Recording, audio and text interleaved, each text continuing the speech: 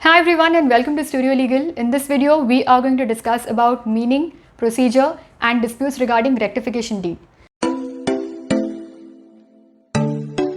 Rectification का मतलब होता है correction of mistakes.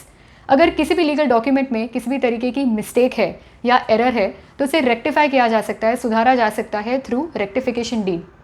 Legal documents को रेक्टिफाई करना हो तो रेक्टिफिकेशन के जो प्रोविजंस है वो मेंशन किए गए हैं Indian registration act, Indian stamp act और स्पेसिफिक रिलीफ एक्ट के अंदर. और सेक्शन 17 जो इंडियन रजिस्ट्रेशन एक्ट में मेंशन्ड है, इसके प्रोविजंस के हिसाब से जो रेक्टिफिकेशन डीड है उसे एक वैलिड लीगल डॉक्यूमेंट माना गया है. Let's talk about disputes regarding rectification deed. ये सबसे कॉमन मिसकंसेप्शन है कि जो रेक्टिफिकेशन डीड और सप्लीमेंट्री डीड को सेम माना जाता है, जबकि ऐसा नहीं है. Now let's understand the types of mistakes that can be rectified through rectification deed. ऐसी कौन सी मिस्टेक्स है जिन्हें हम रेक्टिफाई कर सकते हैं रेक्टिफिकेशन डीड के थ्रू. जो मिस्टेक्स होती है लीगल डॉक्यूमेंट्स में वो म्यूचुअल मिस्टेक होनी ज़रूरी है, यानी जो पार्टीज़ है दोनों पार्टीज़ की इक्वल मिस्टेक होनी चाहिए लीगल डॉक्यूमेंट को एग्जीक्यूट करने के टाइम पे, साइन करने के टाइम पे. और सेकंड, यहाँ पे जो मिस्टेक है वो इनएडवर्टेंट होनी ज़रूरी है, यानी उस मिस्टेक को जानबूझकर नहीं किया गया हो, बोनाफाइड मिस्टेक होनी चाहिए उस लीगल डॉक्यूमेंट में.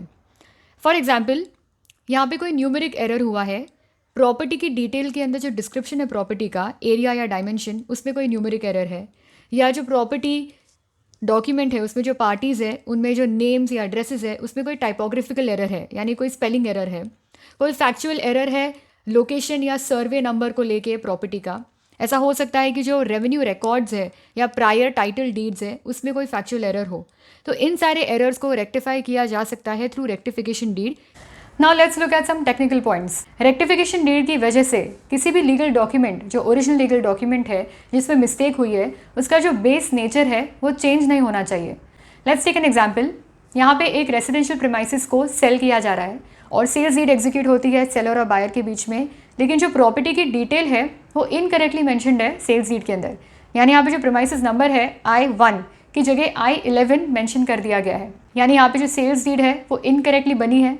रेक्टिफिकेशन डीड एग्जीक्यूट होती है सेलर और बायर के बीच में और रजिस्ट्रार के ऑफिस में इस रेक्टिफिकेशन डीड को सबमिट किया जाता है. ऑर्डर निकलता है रजिस्ट्रार का और उस ऑर्डर में ये लिखा जाता है कि जो रेक्टिफिकेशन डीड है उसे सेल्स डीड समझा जाए. ऐसा इसीलिए क्योंकि यहाँ पे एक फ्लैट है, फ्लैट नंबर I1, जिसके अंदर राइट्स जो है वो क्रिएट हो रहे हैं और जो I11 है उसमें राइट्स जो है वो एक्सटिंग्विश हो रहे हैं. यानी यहाँ पे एक जगह जो राइट्स है वो ख़त्म हो रहे हैं और दूसरी जगह जो राइट्स है वो क्रिएट हो रहे हैं. यानी यहाँ पे जो राइट्स है वो ट्रांसफ़र हो रहे हैं from one place to another. और इसीलिए यहाँ पे जो रेक्टिफिकेशन डीड है उसे डीड ऑफ ट्रांसफ़र समझा जाए, यानी सेल्स डीड समझा जाए. और इस ऑर्डर के अगेंस्ट रिट पिटिशन फाइल की गई हाईकोर्ट में और हाईकोर्ट ने ये कहा कि यस, यहाँ पे जो राइट्स है वो एक जगह एक्सटिंग्विश हो रहे हैं, ख़त्म हो रहे हैं, और यस यहाँ पे एक जगह जो राइट्स है वो क्रिएट हो रहे हैं. लेकिन यहाँ पे जो ट्रांसफ़र है राइट्स का वो इसीलिए हो रहा है क्योंकि एक मिस्टेक हुई थी सेल्स डीड के अंदर, और उस मिस्टेक की वजह से जो सेलर्स है, बायर है या जो पेटिशनर है उसे फर्दर लाइबिलिटी नहीं लगनी चाहिए किसी भी स्टैम्प ड्यूटी की या सेल्स डीड की. और इसीलिए यहाँ पे जो रेक्टिफिकेशन डीड है उसे सेल्स डीड या डीड ऑफ ट्रांसफ़र नहीं समझा जाए और यहाँ पे जो ओरिजिनल लीगल डॉक्यूमेंट है उस रेक्टिफिकेशन डीड के थ्रू उसे ठीक या करेक्ट कर दिया जाए. लेकिन किस तरीके की मिस्टेक हुई है उस टाइप ऑफ मिस्टेक को प्रूव करने के लिए उसका जो बर्डन होता है प्रूफ का वो हमेशा उस पार्टी पर होता है जो रेक्टिफिकेशन के लिए अप्लाई करती है. For example, original sales deed के अंदर जो प्रॉपर्टी का एरिया है वो कुछ लिखा गया हो 1250 जो कि गलत है और उसे रेक्टिफाई करने के लिए रेक्टिफिकेशन डीड में एरिया को इंक्रीज़ करके लिखा है 1500.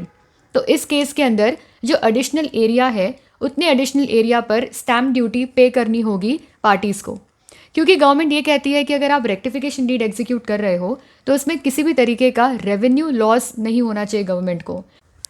इसीलिए इन सारे केसेस में रेक्टिफिकेशन डीड को सप्लीमेंट्री डीड माना जाता है और यही डिफरेंस है रेक्टिफिकेशन डीड और सप्लीमेंट्री डीड में. रेक्टिफिकेशन डीड को एग्जीक्यूट करने के लिए दोनों पार्टीज़ का कंसेंट और कन्फर्मेशन इंपॉर्टेंट होता है.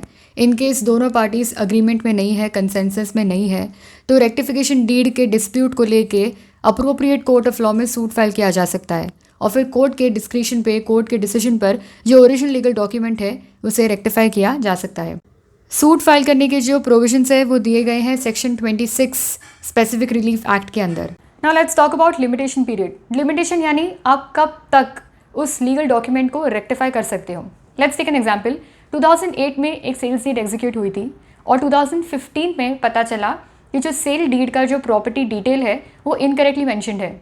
2015 में मिस्टेक पता चली, सो 2015 से लेके 2018 तक विद इन 3 years आप उस डॉक्यूमेंट को आइडियली रेक्टिफाई कर सकते हो। So this was it for rectification deed. If you have any queries, you can put in the comment section below. We will try to answer all your queries. Till then, keep watching Studio Legal, subscribe to our channel. We will see you in the next one.